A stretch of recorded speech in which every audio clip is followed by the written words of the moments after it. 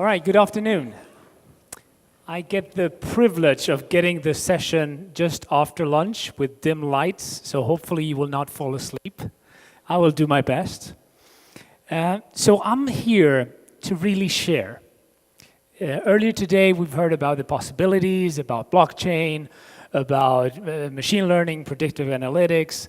My intention here is to share things that are available today, to share how those elements actually impact your bottom line on your restaurants, and hopefully give you insights that you can take with you home to your respective businesses and implement the sooner the better. So I'll start with an insight, and the insight is that 78% of millennials would choose to spend on a desirable experience versus buying something desirable. And there's been a lot of discussion today about the role of delivery and food to home, etc. And you could really see that the industry is almost splitting apart. There's the in-dining experience and there's the delivery business. And I think we all as restaurateurs have to understand what is it that is driving our guests to leave their homes or their jobs to go to our restaurants. And it's all about experience. So I want to encourage you to think about that and think about how you deliver extraordinary experiences that go beyond the commodity of food. Because we all have a phone in our pockets. We can pick it up and food will be available in 30 minutes, no matter what it is. So think about the experience and how that is impacting our consumers. So I run Livit, as we were heard in the introduction. You know, we're the world's largest restaurant design company. And this is interesting because the fact that we are everywhere in the world allows us to get a lot of insights, understanding trends, understanding where consumers are heading, where are they moving, what is that they're looking for, and actually also understand, okay, this worked out in Singapore. How could this be applied in Dallas? How could this be applied in Kuwait? So understanding how consumer trends are shaped and what consumers are looking for when they go to our restaurants. We work primarily with major brands around the world. We've had the privilege of working for many years in the region with Oshaya, Good Food, Americana, Gourmet Golf, our friend Abdallah from Java Time here. So it's a pleasure to have been part of the development of brands in the region.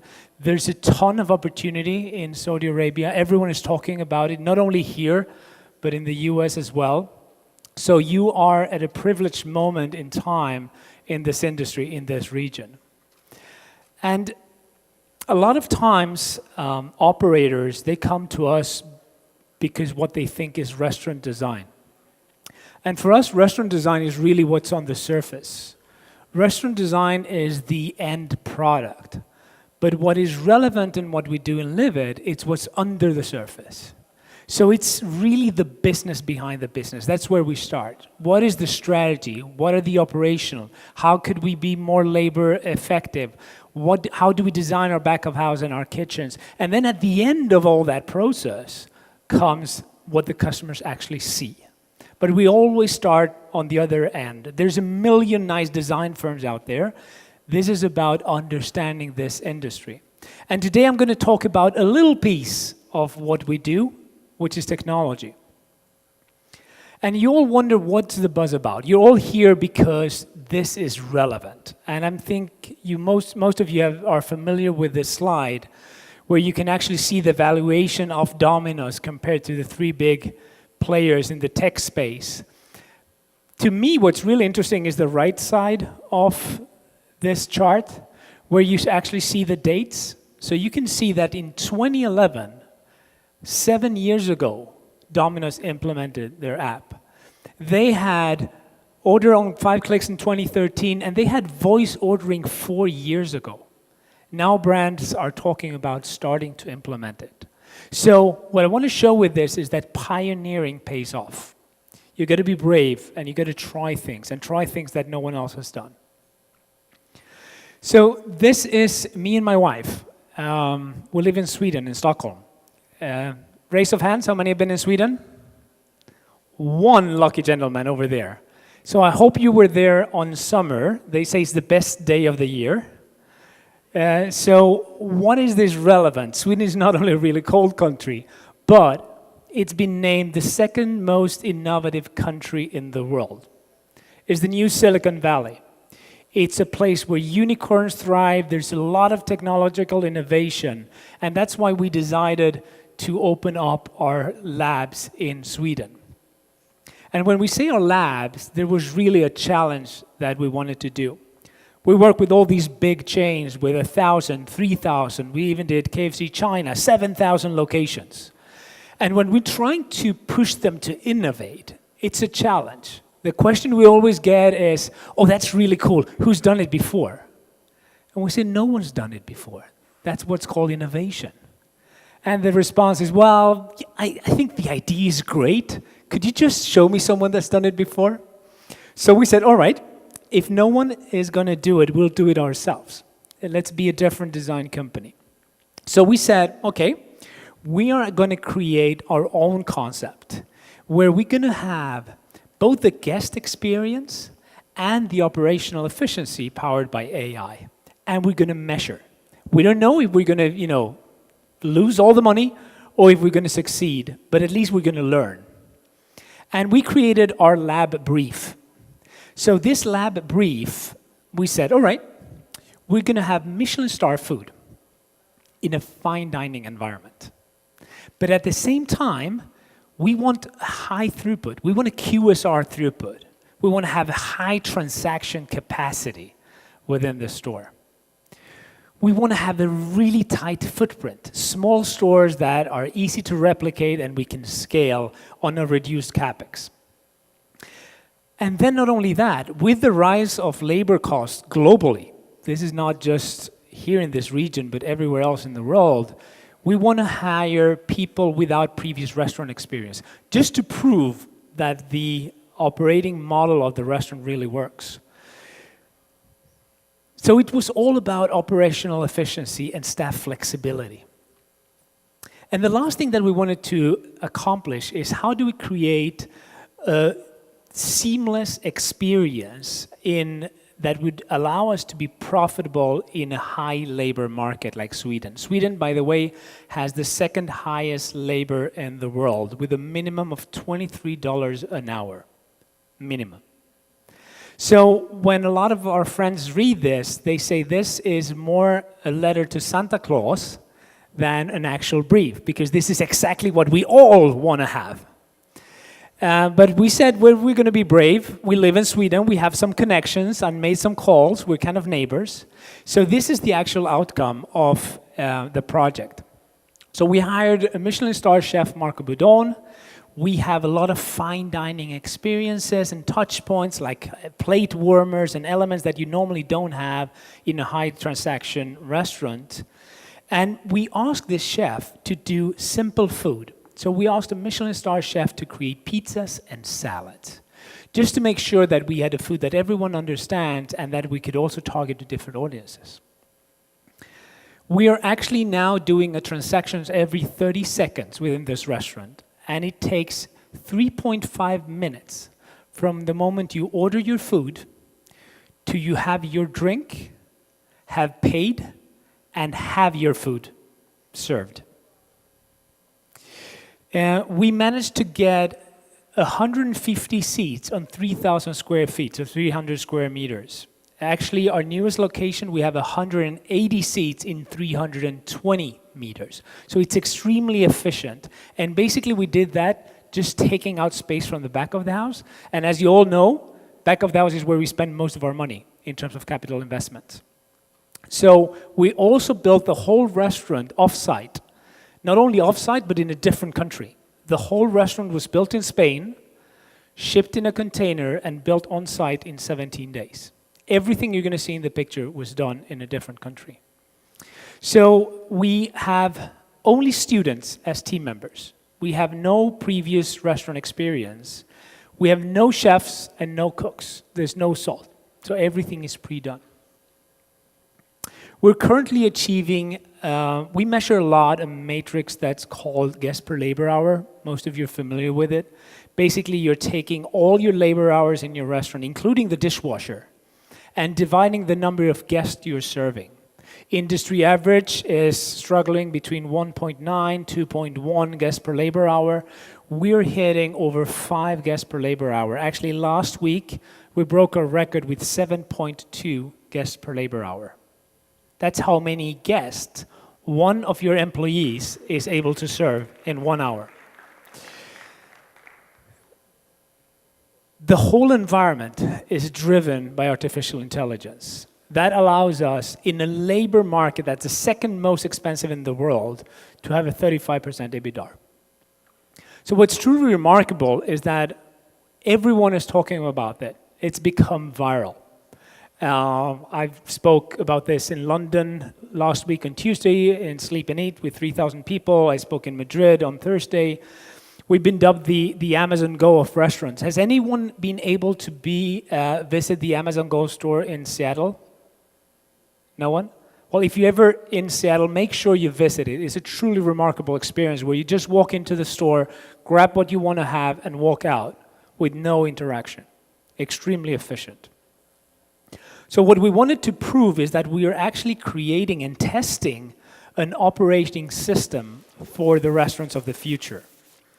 And all right. Am I on? Yeah. And proving that what we are creating could be implemented into any of your chains anywhere in the world. So this is what the concept looks like. This is a space where you can get your food for $10 with a plate warmer, with real black stainless steel cutlery, in a really nice environment with a lot of art. If you actually look at the FF&E, nothing is made to fit, so the panels don't go all the way to the ceiling, they don't go all the way to the walls, which allows us to make everything modular and therefore scale and prepare this concept to roll out. So we can open hundreds of units just replicating out of one factory. The other thing you'll notice is that there are a lot of two-tops. So we use that for efficiency. I'll talk more about how you can improve your efficiency in terms of table turns in the restaurant. And really how you can upgrade the experience in a country like Sweden, where we're actually using a fast casual operating model. We have no bar, no bartender, and we're still able to sell 30 bottles of champagne in a given Friday in a pizza place. So not only about the look and feel and how we'll use the design to drive sales, basically what we do is we measure everything. So our guests that walk into our store, they don't know this is a lab. For them, it's just a regular restaurant. But what we did is that we ensured that we packed it with every single sensor out there you can imagine. So we're measuring MAC addresses from phones, Bluetooth beacons, we have geofencing, heat mapping, we do RFID tags. A lot of the things that we've been hearing earlier today, we have already implemented them. And even to the point that we wanted to control the whole experience, so we created our own point of sale, our own KDS, our own app, so we could really play with the whole ecosystem. And not only we're measuring everything, we're tracking everything. Because this was the only way we could actually share insights with you and understand what really drives the consumer perspective, what really drives sales, and what drives behavior. So this is actually one of the charts. In real time, we measure how many phones are in the restaurant. And with that, we know the number of guests, the average party size, how they sit, and we can connect that to outside weather data, guest recognition, traffic patterns, geofencing of our guests. And often we get the question, why now? You guys have been doing this for 20 years. You've designed 13,000 restaurants. Why have you waited until now? And because of this. Not until now we had the computing power to be able to connect all these dots. So basically what you see to the left is the inputs. This is the information we have. And what you see to the right is the outputs. And it's not a single connection. Matrix of impact. So it's really important that we had the operational capacity and the computing power to do this. At the time, I think some problem with the mic. Are we good? All right. So at the same time, what we do is we measure and talk to our guests. Because some of the things are more subtle and really are best informed one-to-one. So we measured 1.8 million transactions, and we've done over 2,000 interviews. Every day in the restaurant, we buy you a coffee if you answer some questions. And that allows us to really track metrics that are beyond the numbers. So what I'm trying to do now is to share some of the insights that we've learned in this lab and that hopefully you can bring with you to your restaurants and your companies. The first one we call the first impression. This is our pizza and this is our pizza box. Thank you. So, applause. I'm close to the mic, sorry. Or do I get a handheld? Yeah. Sorry about that. All right, we're good. Thank you. You like it, obviously. A lot of our friends in the industry said we're completely crazy. We call this project the box for the boardroom. We said, if this was a boardroom meeting and we were ordered pizza, everyone loves pizza, come on. But you don't order it in a boardroom because you don't want to get, I'm not going to do any names, right? X pizza delivered to your boardroom. So we said, all right, let's going to create this. So what we did is the first thing you touch is silk. This little yellow thing here, it's silk. The friction of the box is the friction you have when you open an Apple product. You know when you open an iPhone? That suction. That's our friction in our pizza box. So each box is $1.3. Completely nuts. No one would do this. Right? But we said, okay, let's try, because we want to do things that no one else has done. And the results is, so we did focus groups, and we took exactly the same pizza, the same food, and we showed it to consumers in our box and in a regular brown box. And then we asked consumers how much they would be willing to pay for the product. They will be willing to pay 27% more for the product that came in this box. Do you realize the potential? So first impression matters exceptionally more now in the DNA age of delivery, where this is the only interaction a lot of your guests are going to have with your brand. The second outcome, and we kind of expected this, so that's just a confirmation, but the second thing that we found out is that 80% of guests that order our pizzas post them on Instagram or on social media, which is the biggest marketing campaign and cheapest marketing campaign ever. The interesting thing about it is that a lot of times your guests actually take the food out, they put it on a plate, they take a picture, and they post it on Instagram. In our concept, this is exactly what's being posted. And the beauty of that is that on every single picture, your brand is there. They're not posting it because of the product, they're posting it because of the brand. So, very, very interesting way of spending marketing dollars in terms of packaging and first impression. The second thing is that we eat with our ears. We did a very interesting survey. I guess all of you are familiar with Spotify. So Spotify is our partner through their B2B solution, Soundtrack Your Brand. And they're actually using our restaurant as their showroom where we're testing the future of music in restaurants together. So we did a survey in a number of McDonald's in Sweden. So we took a bunch of McDonald's that we have as a benchmark, and then we were able to tweak the music on a number of stores. And the learnings we had were astonishing. So we tried 4 different things. And we did this with the University of Economics in Stockholm. So it's really a deep analysis over several weeks. So the first thing we did is that we played what we call no brand fit. And this is not bad music. This is just the top 1,000 Spotify songs. So popular music, whatever consumers are listening to. But it had no relevance whatsoever to the brand. The second thing we tested was no music. And what is amazing is that there's a 4% difference in sales between having no music or popular music. It's actually better have no music in their restaurants than have music that is irrelevant to what your brand stands for. We then did Brand Fit B, which is actually taking what your brand stands for. What is the experience you want to communicate? What are the values of your company? And apply that to music. And we mixed 50% of brand fit music with 50% popular music. Sales went up 1.2%. And then the last thing we did is that we only played brand fit music. It's not only astonishing how sales go up because consumers stay longer, but it's really interesting what are the categories that go up. And if you look, it's desserts and shakes and smoothies. And you all know what that means. High margin product, a lot of money. So if you're able to convince and create an environment where your consumers are staying longer in the restaurants, you're going to do more sales, but especially you're going to do that on high margin products. And how we do this, we get this question a lot. You know, what is a brand fit music?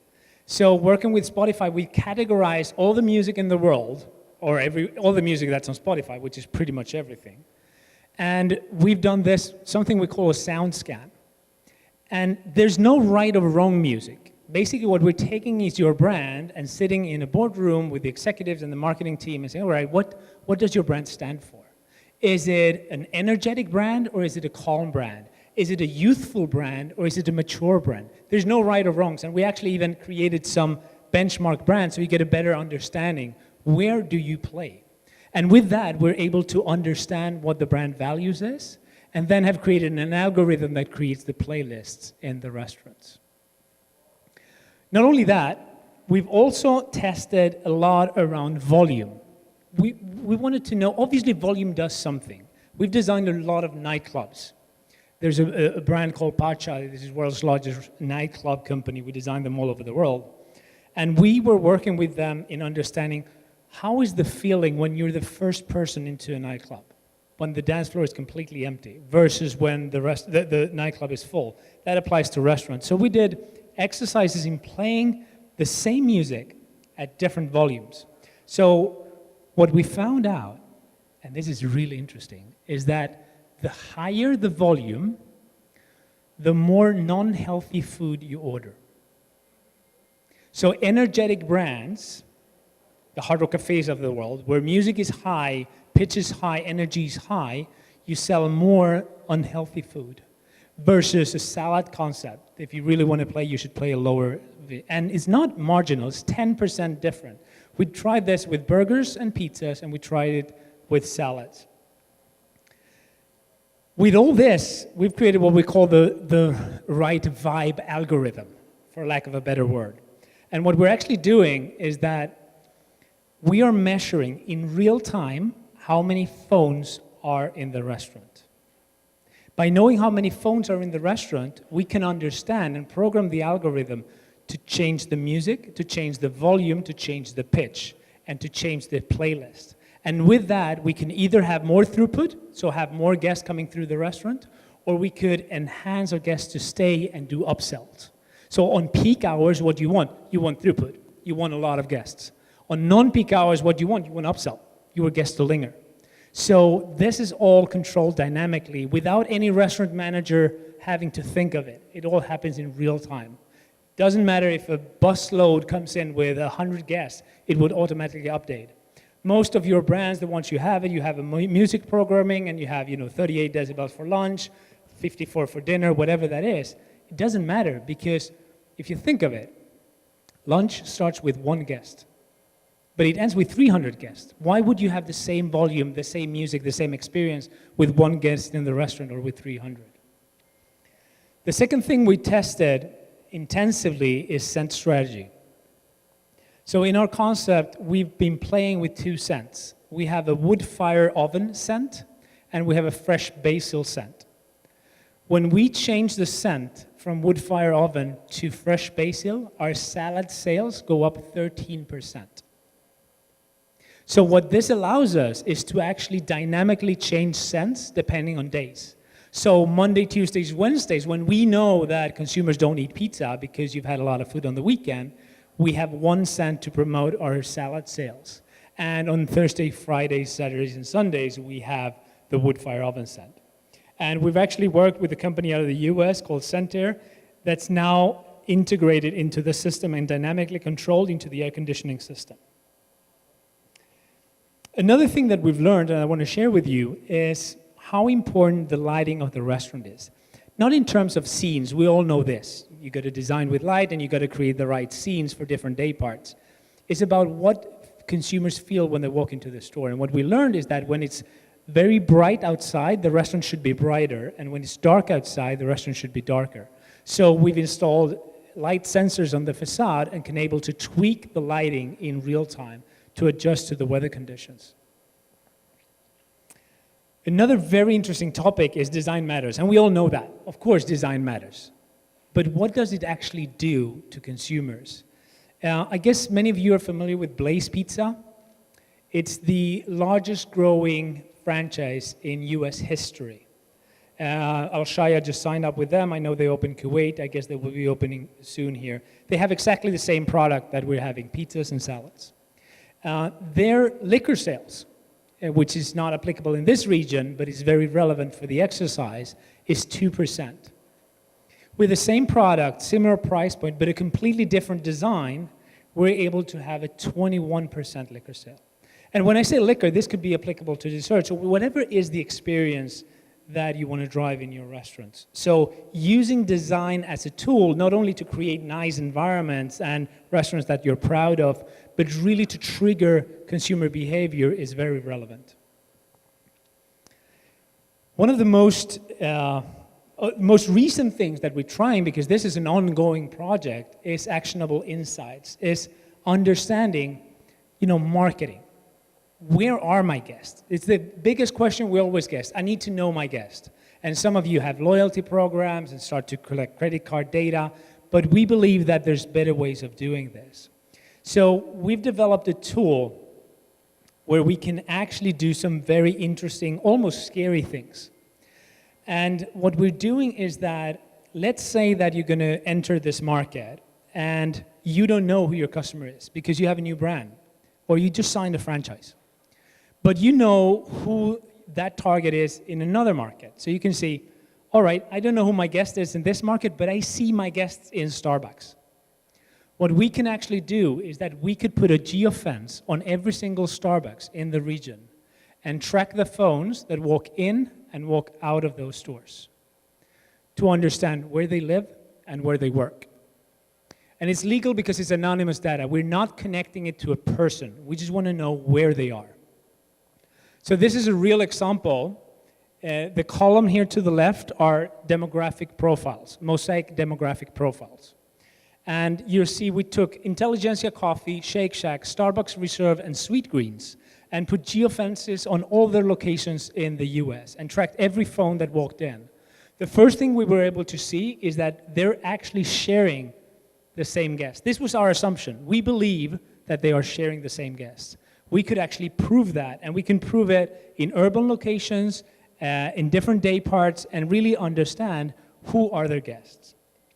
Not only that, we were also able to know that their median drive time to get to a restaurant is 13 miles, and that they were able to the time is 13 minutes, and the miles is 2.5 miles, which is extraordinary data for development, understanding how far your guests are willing to get to your restaurants. The output of that is this. So this is a map of LA. Every dot is one guest. Not any guest, the guest that matters to you. Because I'm sure you're all familiar with talking with your real estate teams, and they say, within 1 mile of this location or 3 miles of this location, you got 100,000 people. Well, I don't care. I only care if they're my customers, if they're my demographic. So this allows us to understand where in LA, for this particular brand, you should open your stores. But not only that, maybe you have 50% lunch and maybe you have 50% dinner. So you want to know where they work and where they live. The blue map is where they live. Basically, we track where phones are staying still at night. And the green dots is where you work. So that's basically where phones are standing still during working hours. This gives us incredible amount of data. What we can also do is do real-time movement analysis. So for example, this is in downtown LA, we plant a flag, and we can understand, up till now what you did is you draw a circle. And you said, from this location, I'm gonna capture this amount of people. Well, that's wrong, because traffic doesn't work in a circle. There's different patterns. So this is the real capture rate. So this location is actually wrong because you're missing out all the offices on the upper left corner. With that, we can not only do development data, but we could have event-based marketing. So we can understand, where do our guests go? Where do they gather? Where do they spend their time? And therefore spend our money marketing where they are, not just randomly. Another interesting thing we've done is takeout. We've all heard earlier today about the scariness of the third-party delivery companies taking out between 25 and 30% of our margins. Okay, takeout, there's nothing better than that. If we could have our guests to pick up the food and do the job without us spending time on the real estate, that would be optimal. But one of the challenges we're having, especially in dense European cities, is that, all right, I order my pizza, and I say I'm gonna pick it up at 12. And 5 minutes to 12, as I'm walking out the door, I have a call from my boss, or someone wants to chat. And I'm frustrated because I know my pizza is waiting for me, getting soggy. So what we do is that we have geofenced order management. Because we know that it only takes 4 minutes to do the pizza, what we do is that we track it to geofence, so we only put the pizza in the oven when you're 4 minutes away from the restaurant. Therefore, as you walk in, your pizza is smoking hot.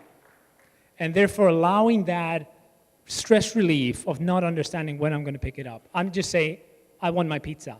When? When I'm there. Another very interesting insight, and I could go on for hours, but I'll share the most important things, is buttons. Guests love buttons. Everyone loves to push a button. So we work with a company called Flick. And Flick is a company, you can program, it's a Bluetooth button, you can program it to do whatever you want. To put a Spotify playlist, to order food, whatever you want. So we program it, and we put it in a little plaque on the tables on Fridays and Saturdays to promote upsells of drinks. And when I say drinks, it could be desserts or whatever. And it says in a little plaque, it said, push me for drinks. That's connected to an Apple Watch, and we have one front of house team member managing the whole restaurant with that watch. And basically, the only thing the watch says is, middle table under the window wants drinks. So he or she is able to walk up and just, hey, I've heard you want drinks. Take the order, pay on site, and bring the drinks to them. That increased our drink sales by 9%. And what we see is that when even talking with guests, they say, it's just so fun. I really didn't want another drink, but now that I pushed it, I'm going to order, right? So there's a lot of very interesting technologies, and the beauty of Bluetooth and geofenced mapping within the restaurant is you can take them on and off. So you can only put them on non-peak day parts or whenever you really want to push that behavior within guests. What we're doing is, with the predictive analysis, what we can do is actually predict staffing and scheduling. So what we did is we broke out, and I think you have similar systems in your restaurant. You have aces, right? You have someone that's really, really good at flipping burgers. Or you have someone that's really, really good at the POS and the customer-facing side of things. But then you have people that are not extraordinary at one thing, but they're really good on overall. So what is the difference? When you have a peak time, you want aces in their places. When you want to have a 30-second throughput, you want aces in their places. So what we've actually done is that we categorize our employees by their skills in the different stations. So the system recognizes that on peak hours, we have aces in their places versus on non-peak hours, we want to have flexibility because we run our restaurant with only 3 team members on non-peak hours. The whole restaurant, back and front of house.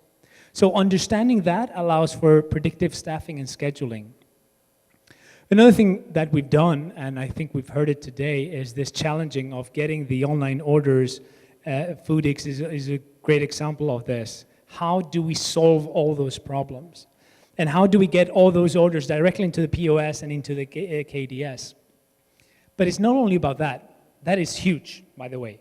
You know, we've run the numbers. It's a ton of money. It's $400 per store per month in combined labor cost and missed orders at an industry average. But what we can also do is that we're scraping data. There was a very interesting conversation happening in a panel before about aggregators and third-party delivery companies not sharing data. And I think we all recognize that. Basically, what we're doing is we're scraping data. So we have created a spider that reads every single email. You can program any of those delivery companies to send you an email for every order. You can then scrape those emails and get the postal codes from where the orders are done. So we're not capturing addresses, but we really know where all the orders are coming, no matter what the players, and can aggregate that. So we can really understand where should we open our next restaurant, where should we market, rather than trying to get that information from the Ubers of the world. By the way, they're not going to give it to you.